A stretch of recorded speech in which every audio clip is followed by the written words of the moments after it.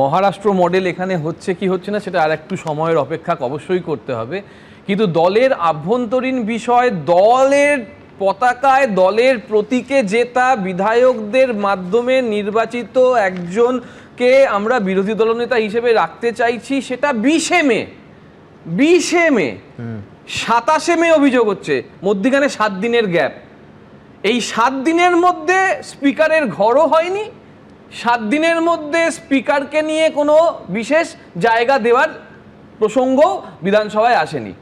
তার মানে 27শে মে চিঠিটা কি ওই দিল্লির বৈঠকের পরে এখানে শিন্ডে কি হতে চলেছেন, এই যে আইএনটিটিউসি খ্যাত, যাকে নিয়ে aজকে আবার ওই সুপ্রকাশ গিরি কি সব বলেছে, যাকে স্বয়ং অভিষেক বন্দ্যোপাধ্যায় উত্তরীয় দিয়ে বরণ করেছিলেন, পুরোটা বলো। এবং না আরো বলছি, সবথেকে বড় কথা, বাংলায় তিনি রাজ্যসভায় যে সুন্দর সুন্দর ভাষণগুলো দিয়েছেন, যে ভাষ্যগুলো দিয়েছেন, আমার শুধু এদের নীতি নৈতিকতা নিয়ে কতগুলো প্রশ্ন থাকে যে তুমি আমি বাড়তি সময় দেব, এই নীতি নৈতিকতার প্রশ্নটা তুলছো না, যে তুমি গ্যাপ বললে, যে ওইখানে গ্যাপগুলোতে জালিয়াতি করে ফিল করার জন্য সিআইডি নিশ্চয়ই বুঝে নেবে। এখন তো আর বলবে না যে মমতা বন্দ্যোপাধ্যায়ের সরকার, এখন তো বলবে যে ডবল ইঞ্জিন সরকার, বলে ডবল ইঞ্জিন সরকার, সেটা বুঝে নেবে। তোমার জানিয়ে রাখি, অরূপ রায় তিনি তো বিদ্রোহী নন, তিনি কিন্তু একেবারে স্পষ্ট ভাষায় আমাদের ক্যামেরাতেও বলে দিয়েছেন। না শুধু অরূপ রায় কেন, তুমি আরো দুজনের কথা অরূপ রায়, বাহারুল ইসলাম এবং সুভাষিস দাস। বাহারুল ইসলাম কালকেও আমি চ্যানেলে দেখেছি, ক্যাপিটাল লেটারে লেখা ওখানে আছে। আমার বক্তব্য, কিন্তু ধরো যিনি মিটিং এ, প্রদীপ তো তুমি একটা অফিশিয়াল মিটিং এ নেই, তোমার সেখানে সাইন করে রেজলিউশন যেটা নেয়াই হয়নি, এটা তো নৈতিকতার কোন বিচারে? এই নৈতিকতাটা পরে আসবো, আমি অবশ্যই এটার উত্তর দেবো, কারণ এখানে 4 জন আর তুমি একে 5 জন মিলে নৈতিকতার বিচারটা অলরেডি করবে, এটা খুব স্বাভাবিক। কিন্তু আমি অন্য দিকটা বলতে চাইছি, যে দিকটা আমার দলের নৈতিকতা। আমার দল যাকে নির্বাচিত করলো, আমার দলের মধ্যে 7 দিনের কাছে সে কথা বলতে পারলো না যে এটা ভুল হচ্ছে, তার মানে দলের কাছে সে নৈতিক নয়, কিন্তু দলের টিকিট নেওয়ার জন্য সে নৈতিক। দলের টিকিটে জিততে হবে, মমতা বন্দ্যোপাধ্যায়ের ছবি পিছনে রেখে জিততে হবে, দাবি করছি, আমি দাবি করছি, মমতা বন্দ্যোপাধ্যায়ের নামে টিকিটে যদি না নিত এরা জিততে পারতো না। কিন্তু তুমি মানবে যে কেউ তো টিকিট ছিনিয়ে নেয় না, দলই তো দিচ্ছে। মমতা বন্দ্যোপাধ্যায়, অভিষেক বন্দ্যোপাধ্যায়, অনেকে বলেন আইপ্যাক, তারা দেয়। একদমই তাই, দলই দেয়। তুমি না নিলে তো দল দিত না দাদা, তুমি নেবে আর এরা দেবে। এই শুধু এইরকম, আমি তোমার কথায় এইরকম অনৈতিক মানুষকে তোমরা টিকিট দিয়েছো। আমার বক্তব্য কি সবকিছুতেই সবসময় বোঝা যায়? সবকিছু সবসময় বোঝা যায়।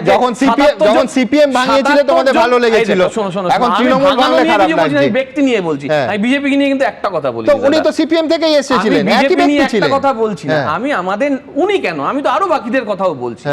আমার বক্তব্যটা, বিজেপি 77 জন বিধায়ক ছিল, 77 জন বিধায়ক থেকে কমতে কমতে একটা সময় তারা উন্নয়নের জোয়ারে ভাসতে ভাসতে তৃণমূলের দিকে এসেছিলেন, এবং সেটা নিয়ে বিস্তর চর্চা হয়েছে। নীতি নৈতিকতা, তৃণমূল দল, আজকে ঠিক উঠতে, মানে বিজেপির নৈতিকতা নিয়ে সেই সময় প্রশ্ন ওঠেনি, বিজেপির ভেতরে কি ক্ষতি হচ্ছে সেটা প্রশ্ন ওঠেনি, তৃণমূল কেন নিচ্ছে সেটা নিয়ে প্রশ্ন ওঠে, তৃণমূল কেন এভাবে করছে। বিজেপি তো এই দুজনকে এখনো নেয়নি। আমি কি বলছি সেটা তোমার কাছে খবর আছে, বলো তাহলে ব্রেকিং নিউজ দেব। আমি শেষ করছি, আমি বলছি যে এরা যাচ্ছে সেইটা নিয়ে কথা হচ্ছে।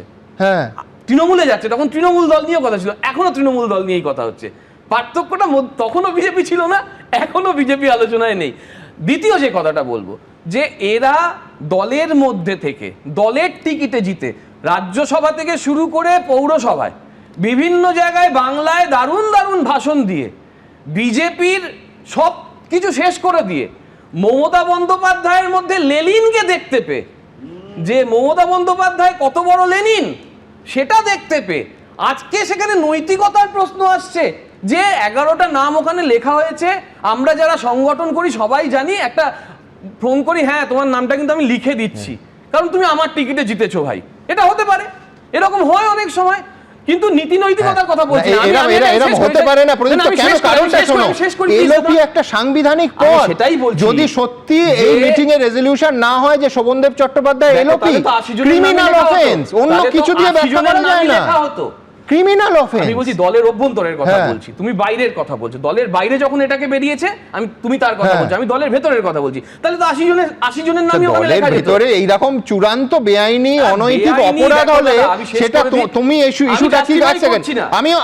আমিও ঋতব্রত এবং সন্দীপন বাবুকে জাস্টিফাই করছি না। আমি বলছি দলের ভেতরে একটা ক্রাইম হয়েছে, এটা তো ক্রাইম তুমি মানবে, যা অভিযোগটা একটা ক্রাইম হয়েছে সেটা তুমি দেখছো যে ভদ্রলোক বাইরে দিয়েছেন তিনি নৈতিক কাজ করলেন না অনৈতিক কাজ করলেন, তুমি ক্রাইমটাকে অ্যাড্রেস করছো না। ক্রাইম যদি করার হতো তাহলে পুরো বক্তব্যটা তোমার হচ্ছে যে কেন বাইরে বেরোলো, তারা কত অনৈতিক হতেই পারে, সেটা তুমি এবং তোমার দল এবং ওনারা বুঝে নেবেন, কিন্তু জিনিসটা তো হচ্ছে ক্রাইম। জিনিসটা নিয়ে সিআইডি যা করার করবে সেটা নিয়ে আমার বক্তব্য নেই। বিষয়টা নিয়ে আমার বক্তব্য সেই ব্যক্তিদের নিয়ে যারা দলের খেলো, দলের পড়লো, দলের জন্য সাধারণ মানুষের কাছে পৌঁছালো, বিজেপির বাপ্পাকান্ত করলো ভোটের সময়। এটা তৃণমূল এবং তারা বুঝে নেবেন। হ্যাঁ বলো। 80 জনের নামই তো লিখতে পারতো, ওখানে তো 80 জনের নাম লেখা নেই, ওখানে 70 বা 71 জনের নাম লেখা রয়েছে। এবং সেইখানে দাঁড়িয়ে থেকে নিশ্চয়ই কনসেন্ট তারা দিয়েছে তাদের জায়গা থেকে। আচ্ছা এটা করা যায় না, কনসেন্ট দিয়েছে করা যায় না, ক্রাইম। আবার বলছি তুমি আমার জায়গাটা ধরতে পারছো না। আমি ধরতে পেরেছি খুব ভালো করে।